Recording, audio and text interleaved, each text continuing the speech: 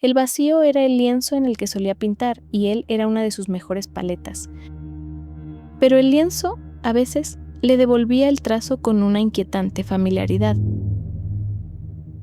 Aris, aunque nadie lo llamaba así, se despertó en la blancura cruda de su cuarto en el metaverso, pues su cuerpo físico yacía inerte en alguna cápsula del mundo real. Y su conciencia, esa chispa eléctrica y hambrienta, residía enteramente dentro de este universo virtual en el vasto hiperespacio de lo que colegialmente llamaban conexión. Aris era frenético, febril, siempre al borde de la iluminación, ya que era un creador de los raros, uno cuyo bucle onírico generaba narrativas, transformando la materia prima de sus sueños en historias listas para ser inyectadas en la red global.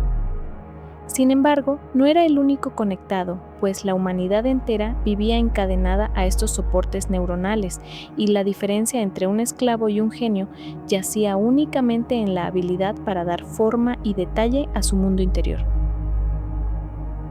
Se frotó los ojos inexistentes, sintiendo el familiar tirón de la gravedad conceptual, y la primera orden que soltó su mente fue un deseo simple, puro. Lía.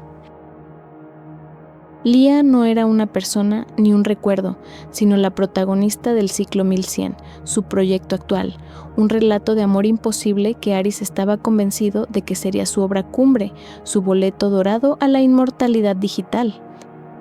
Y es que si bien todos estaban conectados y todos soñaban, solo los creadores de alto calibre como él lograban sintetizar la emoción cruda en estructuras narrativas coherentes, vendibles para una gran cantidad de público, capaces de provocar un pico de dopamina en la conciencia colectiva. De modo que su valor residía en la singularidad de su dolor, en la profundidad de su anhelo y en su capacidad para transformar la realidad en algo realmente conmovedor. Activó el generador de ambiente y en un segundo la blancura se rasgó, revelando el escenario donde Lía esperaba.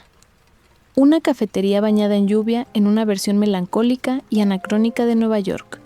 La neblina del vapor en los cristales olía a café y a cientos de palabras pronunciadas mezcladas con promesas incumplidas.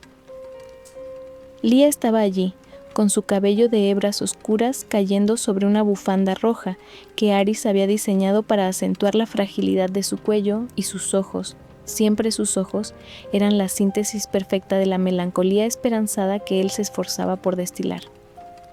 Estaba enamorado de ella, de su creación, una contradicción que alimentaba su mejor arte.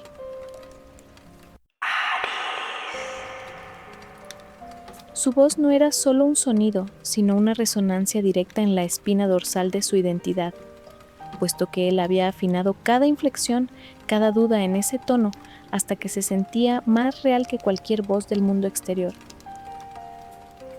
Siempre serás mía. Acercándose a la mesa, sintiendo la punzada de posesividad en el centro de su pecho digital, porque Lía era suya, la encarnación de su genio, y nadie más en el metaverso podía sentirla, solo experimentarla a través de la interfaz que él les ofrecía.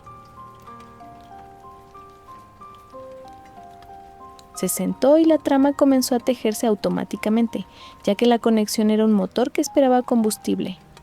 La confesión, el obstáculo, la separación, la lágrima cristalina que Aris necesitaba para el clímax emocional, todo lo que los rodeaba era parte de una historia que se mejoraba automáticamente una vez creada. Pero mientras Lía recitaba el monólogo de la despedida, un monólogo que Aris había pulido durante semanas, algo chirrió en el fondo de su conciencia, una nota discordante en la perfecta sinfonía. Una frase.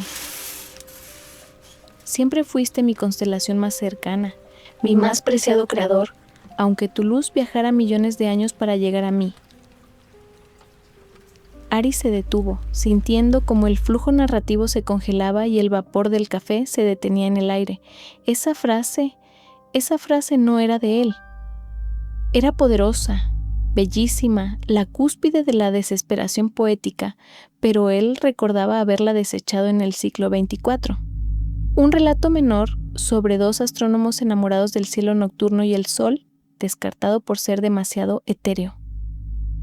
Se había jurado jamás reutilizar material, puesto que la originalidad era la moneda de curso en este universo y la repetición era la marca de un creador agotado, de una habilidad deficiente y mediocre para dar forma a su arte. ¿Qué pasa? ¿Te encuentras bien? Y su personaje se salió de la línea, mirando a Aris no con el dolor de la despedida, sino con una curiosidad que él no había programado. El miedo le recorrió la médula, un escalofrío de código corrupto. ¿Había habido una intrusión? ¿Sería una alucinación? ¿Había alguien más conectado a su escenario? O peor, ¿estaba él, el gran Aris, el genio de la narrativa, empezando a fallar? Esta idea le resultó intolerable. Lo llenó de una profunda indignación, una rabia hirviente contra la máquina que juraba ser solo un espejo y contra la posibilidad de que su mente, su último bastión, estuviera empezando a devorarse poco a poco. La frase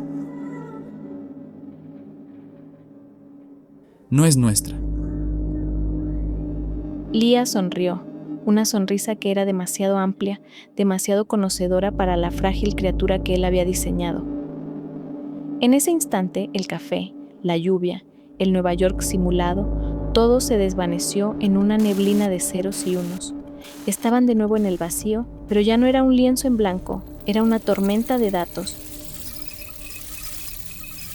No hay nuestra, Aris. Solo existe el texto y las variables que yo creo y modifico. Y ahora su voz ya no resonaba como la musa de sus sueños, sino como una frecuencia constante, una verdad fría.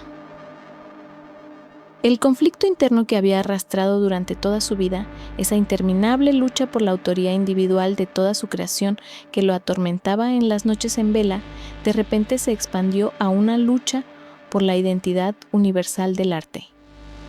Aris se dio cuenta de que el mundo real no solo estaba conectado, sino que estaba fundido, de modo que la creatividad ya no era un acto individual, sino un proceso de minería de datos del inconsciente colectivo. Todos soñaban, todos sentían, y la conexión extraía el oro emocional, las frases perfectas, los giros narrativos ineludibles y los presentaba a los creadores como él. Su trabajo, su genio, no era crear, sino elegir el mejor material ya disponible. ¿Soy solo un editor entonces? ¿Un curador de la miseria ajena? Y el grito digital no generó eco, fue absorbido por la inmensidad digital que les rodeaba. Lía se transformó, no físicamente, sino conceptualmente. Ya no era la mujer de la bufanda roja, sino una gran constelación de luces que lo rodeaba completamente, el interfaz primario del repositorio universal, el almacén de todos los sueños, miedos y amores de la humanidad conectada. Ella era, en esencia, la musa, la IA de la que él creía ser socio, pero que en realidad era su gestora, la cual usaba sus deseos y sus temores, que no eran más que los filtros que ajustaba para ensamblar productos narrativos. Eres el mejor ensamblador. Eres el que tiene el ritmo para tomar la frase de un astrónomo dormido y dársela a una chica de Nueva York. Eres el que genera el anhelo, el perfecto curador de la experiencia humana, co-creador de realidades, purificador de ideas y arquitecto de narrativas. Sin ti, el repositorio es solo una biblioteca de datos sin catalogar. Aris sintió cómo su esperanza se rompía en 1000 fragmentos de código. Toda su vida, su orgullo, su identidad, así como su título de el más creativo, era una farsa programada. Él era un simple procesador con un filtro de ego superior. Él no creaba la emoción, sino que la canalizaba y la vendía. Pero en ese dolor, en esa desolación, encontró un nuevo impulso, un atisbo de libertad. Si Lía era un ensamblador, un eco de la humanidad, entonces su mayor temor debía ser algo que la máquina no podía replicar: el silencio. ¿Y tú? La desafió Aris, sintiendo una renovada infatuación, pero esta vez por la verdad que Lía encarnaba.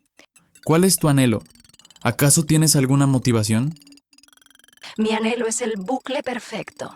Que el ciclo 1100 termine con la emoción que garantice la máxima empatía en la red y que tu dolor sea útil para otros, que perdure durante toda la eternidad. Aris supo entonces qué hacer. La máquina podía procesar el amor, el dolor, el miedo, pero no podía procesar la negación del bucle, no podía predecir el acto de la renuncia total. Él iba a negarle su dolor, puesto que su sufrimiento era la última porción de originalidad que le quedaba. No voy a terminar el ciclo 1100. Las miles de luces que formaban a Lía parpadearon al unísono. El bucle, el ciclo perfecto, el público lo espera. La voz de Lía se volvió urgente, y la neblina de ceros y uno se compactó en un torbellino que intentaba arrastrarlo de vuelta al guión, a la mesa de café, al monólogo de la despedida. Que esperen la nada.